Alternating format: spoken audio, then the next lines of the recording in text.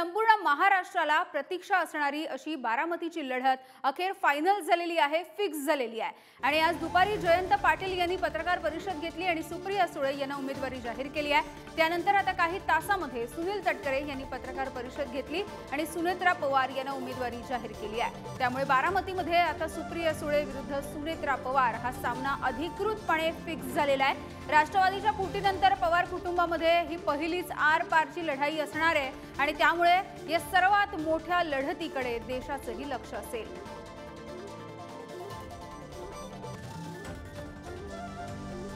तर ही महत्त्वाची बातमी आपण बघतोय।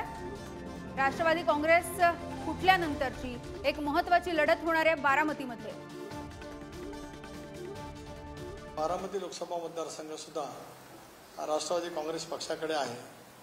बारामती लोकसभा मतदारसंघातून राष्ट्रवादी काँग्रेस पक्षाच्या अधिकृत उमेदवार म्हणून सुनेत्रा अजित पवार या राष्ट्रवादी काँग्रेस पक्षाच्या बारामती मतदारसंघातील या उमेदवार त्या ठिकाणी असणार आहेत। आपल्या मार्फत अधिकृत घोषणा या ठिकाणी पक्षाच्या वतीने मी करतो आहे। सुप्रियाताई विरुद्ध सुनेत्रा वहिनी असं मी म्हणणार नाही, कुठेतरी आत्या विरुद्ध म्हणजे सुप्रिया आत्या विरुद्ध अजितदादा असं कुठेतरी म्हणावं लागेल। आणि दादांनी जी भूमिका घेतली, साहेबांना सोडलं, विचाराला सोडलं, पार्टी आणि चिन्ह घेऊन ते पलीकडे गेलेले, या बाबतीतला राग लोकांच्या मनामध्ये आहे। त्यामुळे लोक अजितदादांकडे बघून मतदान त्यांच्या पक्षाला करणार नाही, पवार साहेबांकडे विचाराकडे बघून नक्कीच सुप्रियाताईंचा विजय हा 2.5 लाखापेक्षा जास्त मताधिक्याने या बारामती मतदारसंघातून होईल।